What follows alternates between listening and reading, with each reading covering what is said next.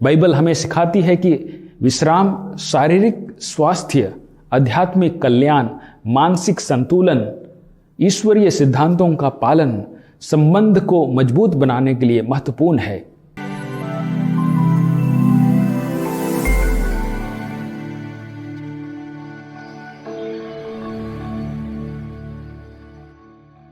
ख्रिस्त में प्यारे भाई और बहनों, आज सामान्य काल का 16वां रविवार है। प्रभु यीशु ने 12 को अधिकार दिया था कि वे अब दूतों को निकालें, रोगियों को चंगा करें और सुसमाचार का प्रचार करें। और वे प्रभु के पास वापस आकर यही बताते हैं कि उन्होंने क्या क्या किया और लोगों को क्या क्या सिखलाया। इस पर ईसा ने उनसे कहा, तुम लोग अकेले ही मेरे साथ निर्जन स्थान चले आओ और थोड़ा विश्राम कर लो। यीशु जानते थे कि मनुष्य को आराम की आवश्यकता होती है और उनके शिष्य मिशन कार्य में इतना व्यस्त थे कि उन्हें भोजन करने को भी फुर्सत नहीं मिलती थी।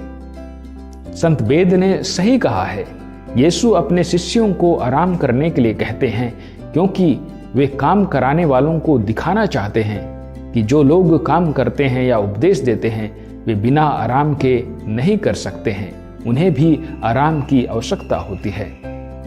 और स्वयं प्रभु यीशु ईश्वर होने के बावजूद भी आराम किया। जब वे नाव पर यात्रा कर रहे थे तब गहरी नींद में सो रहे थे क्योंकि वे थके हुए थे। उत्पत्ति ग्रंथ में सृष्टिकर्ता ने सब कुछ का सृष्टि करने के बाद 7वें दिन आराम किया। इससे यही प्रतीत होता है कि मनुष्य के लिए आराम का होना कितना महत्वपूर्ण है। आराम कई कारणों के लिए महत्वपूर्ण है। यह शारीरिक नवीनीकरण के लिए महत्वपूर्ण है। राजाओं के पहले ग्रंथ में बाल के भविष्यवक्ताओं के साथ कठिन टकराव के बाद एलिया शारीरिक और भावनात्मक रूप से थक गया था। वह निर्जन स्थान भाग गया जहां वह मरने के लिए प्रार्थना करता है, लेकिन वहां देवदूत उसे भोजन देता है और उन्हें सोने के लिए देता है। यह आराम उनके शारीरिक नवीनीकरण के लिए महत्वपूर्ण था, जिससे उन्हें अपनी यात्रा जारी रखने और अपने मिशन कार्य को पूरा करने में मदद मिली। उसी प्रकार हमें भी विश्राम करने के द्वारा थकान से बचने और शारीरिक स्वास्थ्य को बनाए रखने के लिए मदद मिलती है। आराम आध्यात्मिक जीवन के लिए भी जरूरी है। हम विश्राम करने के द्वारा प्रभु के नियमों का पालन करते हैं, प्रभु का दिन को पवित्र रखते हैं। जब हम रोजमर्रा के कार्यों से अवकाश लेकर प्रभु के लिए समय निकालते हैं और मिस्सा बलिदान और प्रार्थना में भाग लेते हैं, जो हमारे आध्यात्मिक जीवन के लिए अनिवार्य है। सुसमाचार में हम देखते हैं कि यीशु ईश्वर होने के बावजूद भी समय निकालकर निर्जन स्थान में एकांत में समय बिताया करते थे और प्रार्थना करते थे। एकांत में समय बिताना और प्रार्थना करना आध्यात्मिक जीवन के लिए और पिता ईश्वर के साथ संबंध बनाने के लिए उनके लिए महत्वपूर्ण था। उसी प्रकार हमें भी प्रार्थना, ध्यान या बाइबल अध्ययन जैसी नियमित आध्यात्मिक प्रथाएं आध्यात्मिक नवीनीकरण प्रदान कर सकती हैं। इन गतिविधियों के लिए समय निकालने से आध्यात्मिक स्वास्थ्य बनाए रखने में मदद मिलती है और दैनिक चुनौतियों के लिए ताकत मिलती है। विश्राम करने से हमें रिश्ते को मजबूत करने में भी मदद मिलती है। लूकस के सुसमाचार अध्याय 10 में हम पढ़ते हैं कि मार्था घरेलू कामों में व्यस्त थी, जबकि मरियम ने यीशु के सामने बैठकर उन्हें सुन रही थी।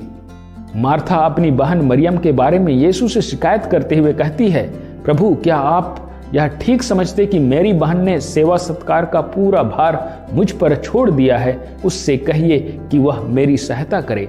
इस पर यीशु मर्था से कहते हैं, मर्था तुम बहुत से बातों के विषय में चिंतित और व्यस्त हो, फिर भी एक ही बात आवश्यक है। मरियम ने सबसे उत्तम भाग चुन लिया है, वह उससे नहीं लिया जाएगा। यीशु मरियम की प्रशंसा करते हैं कि वह यीशु के लिए समय निकालती है और वह बैठकर उसकी बातों को सुनती है। इसके द्वारा हम सीख सकते हैं कि हम भी अपने परिवारजनों के लिए, रिश्तेदारों के लिए, मित्रों के लिए समय निकालें, एक दूसरों की बातों को सुने, एक दूसरों के दुख दर्दों को समझने की कोशिश करें और एक दूसरों की मदद करें, जिसके द्वारा हम भी अपने रिश्तों को और भी अधिक मजबूत बना सकते हैं। बाइबल हमें सिखाती है कि विश्राम, शारीरिक स्वास्थ्य, आध्यात्मिक कल्याण, मानसिक संतुलन, ईश्वरीय सिद्धांतों का पालन संबंध को मजबूत बनाने के लिए महत्वपूर्ण है। इन प्रथाओं को दैनिक जीवन में शामिल करने से एक संतुलित, पूर्ण और प्रभावी जीवन जीने में हमें मदद मिलती है। आइए हम इस कृपा के लिए प्रार्थना करें।